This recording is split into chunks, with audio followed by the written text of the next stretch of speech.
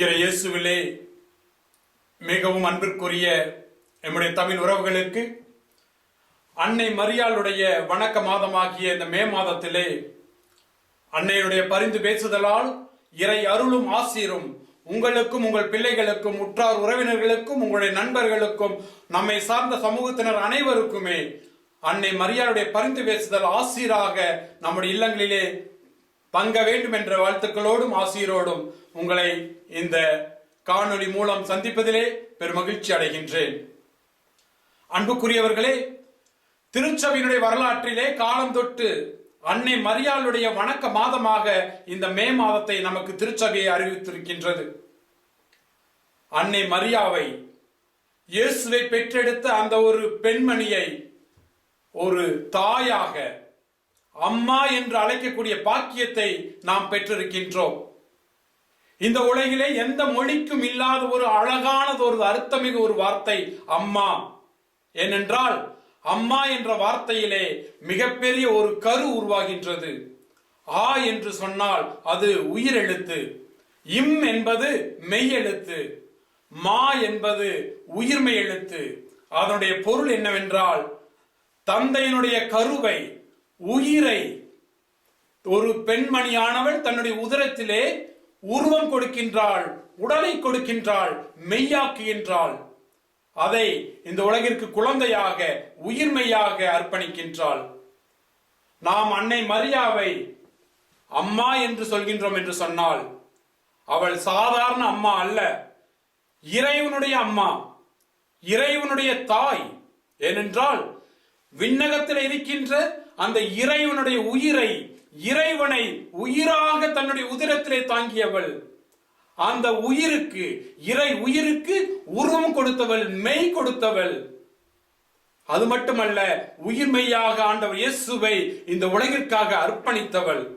அதனால் அம்மா என்கின்ற அந்த அழகான ஒரு தமிழ் வார்த்தைக்கு மிகப்பெரிய ஒரு பொருள் கொடுப்பவளாக அன்னை மரியாள் திகழ்கின்றாள். அன்புக்குரியவர்களே, நம்முடைய இல்லங்களிலே எல்லா பெண்மணிகளுக்கும், எல்லா தாய்மார்களுக்கும் ஒரு அனுபவம் இருக்கும்.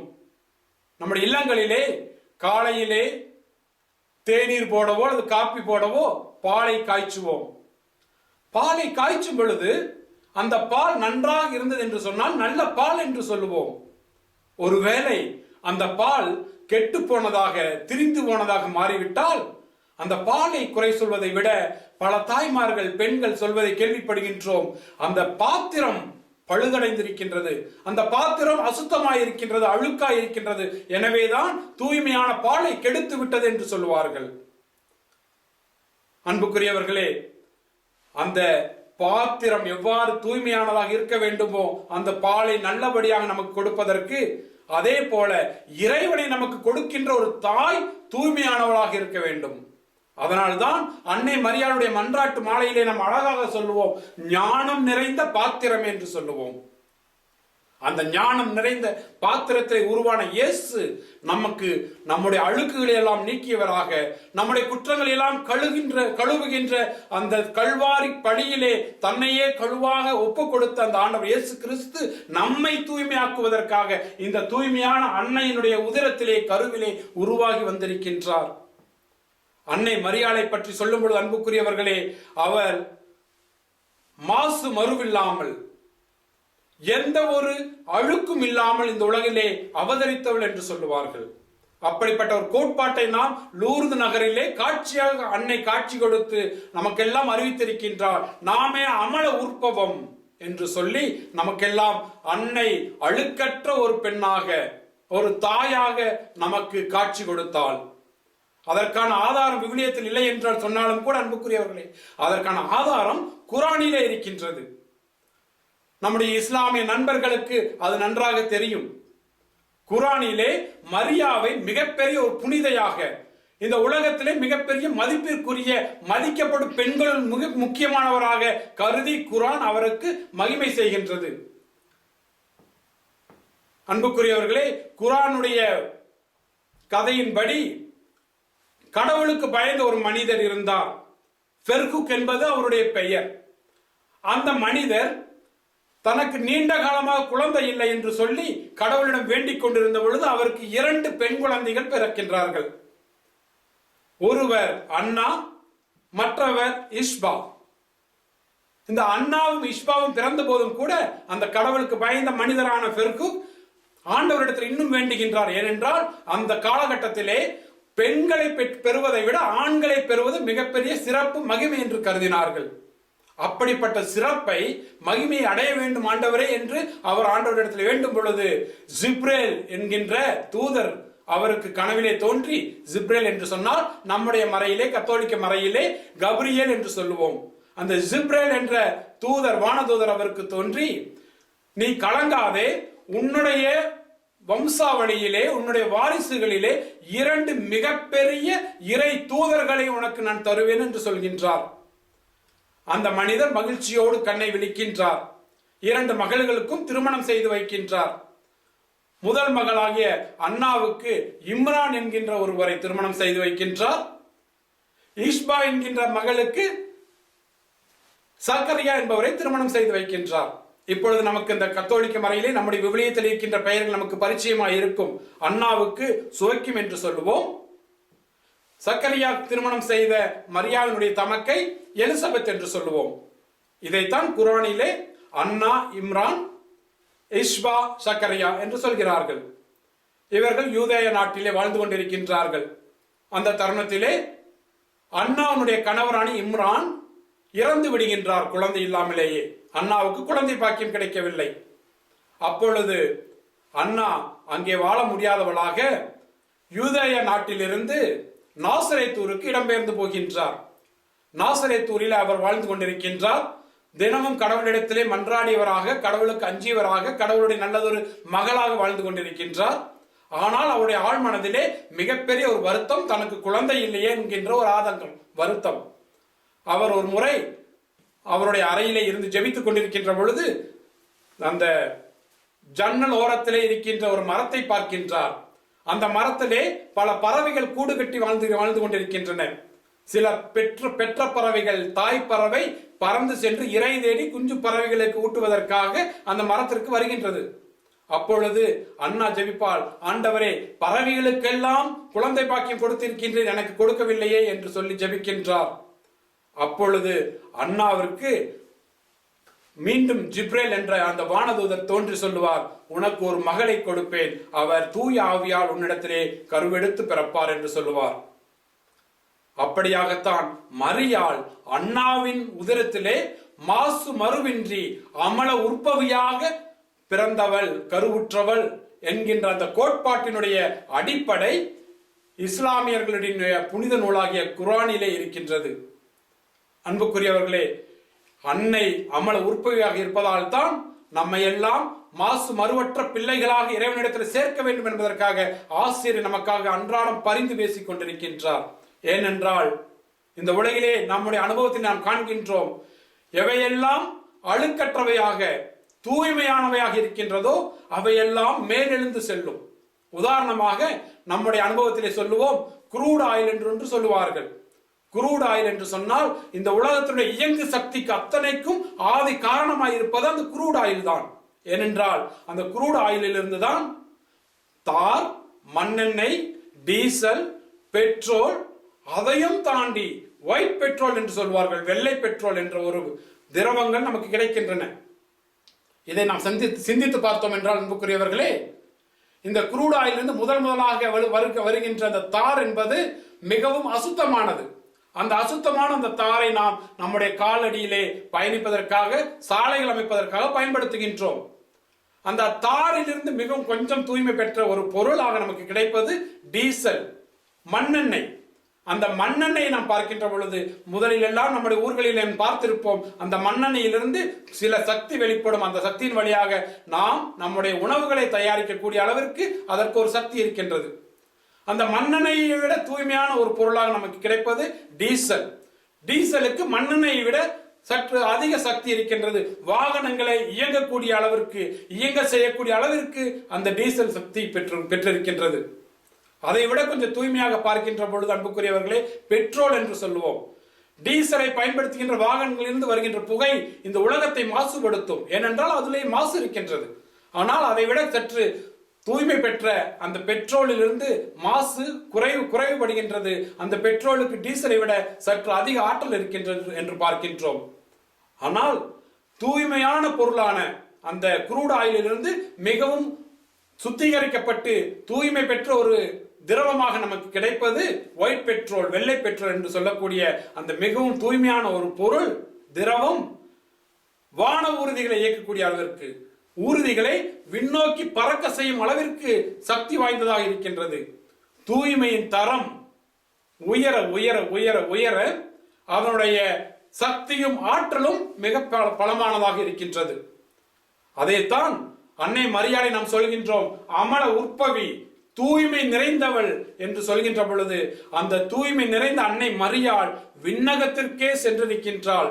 இந்த உலகத்தினுடைய சாவு அவளை அடக்கிவிடவில்லை, மாறாக அவள் விண்ணகத்திற்கு எடுத்துக் கொள்ளப்பட்ட ஒரு தாயாக நாம் ஆகஸ்ட் 15ஆம் தேதி நாம் இந்த விழாவை கொண்டாடுகின்றோம். அதே போலத்தான் அந்த தூய்மை நிறைந்த பாத்திரமான அந்த அன்னை நம்மையும் தூய்மையான பிள்ளைகளாக பாதுகாக்க ஒவ்வொரு நாளும் நம்முடைய இல்லத்திலே இந்த மாதம் முழுவதும் ஆசிரை பொழிய காத்திருக்கின்றார். உங்கள் அனைவருக்கும் அன்னை மரியாளுடைய அந்த வணக்க மாதத்துடைய ஆசிரை கூறிக்கொள்கின்றேன். அதிலும் இந்த வருடத்திலே மிகவும் சிறப்பான வருடமாக நாம் ஒவ்வொருவருமே ஒரு வைரஸிற்காக பயந்து வீட்டில் அடங்கி இருக்கின்றோம். ஆண்டவர் நமக்கு வழிகாட்ட மாட்டாரா? ஆண்டவர் நம்முடைய வீட்டு சிறையிலிருந்து நம்ம வெளியே கொண்டு வர மாட்டாரா? நம்மை மீண்டும் பழைய வாழ்க்கைக்கு, அதுவும் நாம் இயங்கிக் கொண்டிருந்த அந்த வாழ்க்கைக்கு நம்மை திரும்ப கூட்டி சேர்க்க மாட்டாரா என்று நாம் இயங்கிக் கொண்டிருக்கின்ற இந்த வேளையிலே அன்னை மரியாளுடைய பாதுகாப்பு என்பது நமக்கு மிகுதியாக உறுதியாக தேவைப்படுவதாக இருக்கின்றது. ஏனென்றால் அன்னை மரியாள் நம்மை தூய்மையானவர்களாக, ஏனென்றால் இந்த வைரஸிலிருந்து நம்மை பாதுகாத்துக் கொள்வதற்கு கூட அவர் கொடுக்கின்ற முதல் அறிவுரையே உங்களை தூய்மையாக வைத்துக் கொள்ளுங்கள், எங்கு சென்று வந்தாலும் உங்களுடைய கரங்களையும் கால்களையும் உடல்களையும் தூய்மைப்படுத்துங்கள் என்று சொல்கின்றார்கள். எனவே நாம் நம்முடைய உடலை மட்டுமல்ல நம்முடைய மனதையும் தூய்மையாக வைத்துக் கொண்டிருப்பதற்கு அன்னை மரியாள் நமக்கு உதவி செய்வாராக. அந்த தூய்மையின் வழியாக இந்த வைரஸ் என்ற நோயிலிருந்து நம்முடைய உடலை விடுவித்துக் கொள்வோம். நம்முடைய ஆன்மாவையும் நம்முடைய மனதையும் தூய்மையால் நிரப்பி அன்னை மரியாளுடைய ஆசிரியரால் இறைவனுடைய எல்லா ஆசிரியரையும் பெற்றுக்கொள்ள நம்மையே நாம் இந்த மாதத்திற்கு மரியாளின் வணக்கத்திற்கு நம்மை தயாரிப்போம். உங்கள் அனைவருக்கும் மீண்டும் ஒரு முறையாக அன்னையுடைய ஆசிரியரையும் அன்னையுடைய பரிந்து பேசலையும் வாக்களிக்கின்றேன். உங்கள் அனைவருக்கும் மீண்டும் ஒரு முறையாக நல்ல உடல் சுகத்தையும் கடவுளுடைய ஆசீர்வாதத்தையும் உங்களுடைய பிள்ளைகளுக்கும் உற்றார் உறவினர்களுக்கும் நம்முடைய சமுதாயம் அத்தனை பேருக்கும் இறைவனுடைய ஆசீர் மிகுதியாக அருளப்பட வேண்டும் என்று ஜெபிப்போம். நன்றி. ஆமென்.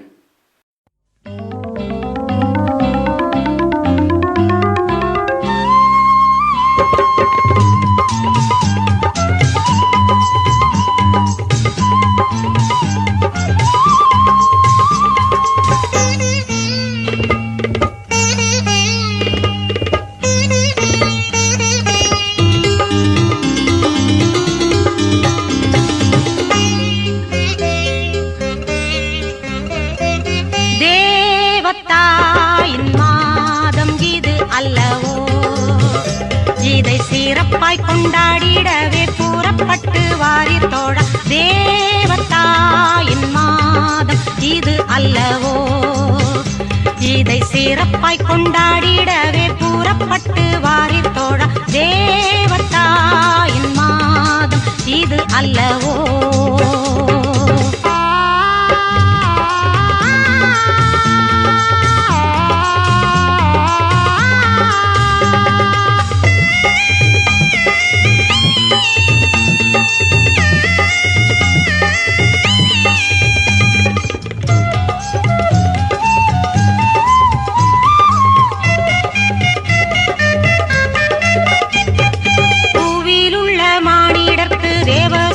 தந்த அன்னை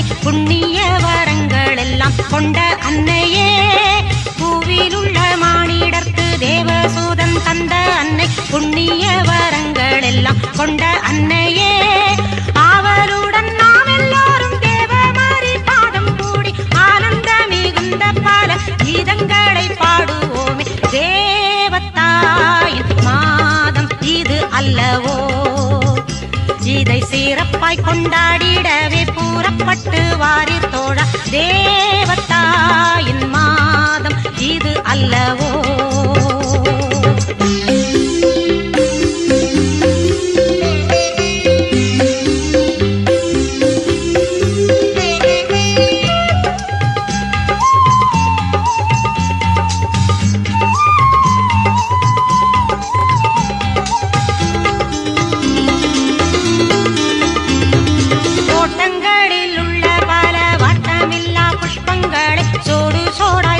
நல்ல மாலை கட்டுவோம் தோட்டங்களில் உள்ள பல வாட்டமில்லா புஷ்பங்களை சோடு சோடாய் சேர்த்து நல்ல மாலை கட்டுவோம் கூட்டமாக எல்லோரும் சேர்ந்து வீட்டில் உள்ள தேரை சேர்த்து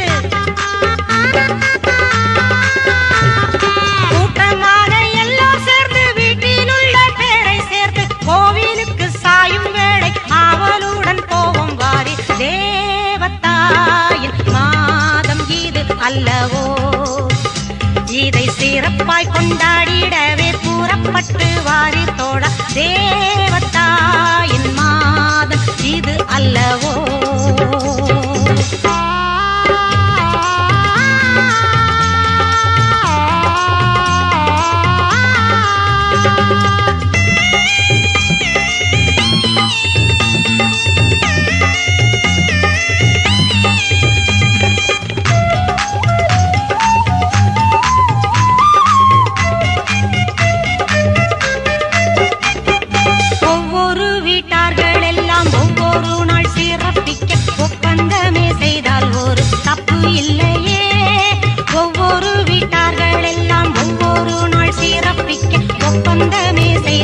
ஒரு தப்பு இல்லையே இவ்விதமாய் செய்தால் பலன் எவ்வளவு கூடி வரும் இந்த மாதம் எல்லோருக்கும் நல்ல வரம் சேர்ந்து வரும் தேவத்தாயின் மாதம் இது அல்லவோ இதை சிறப்பாய் கொண்டாடி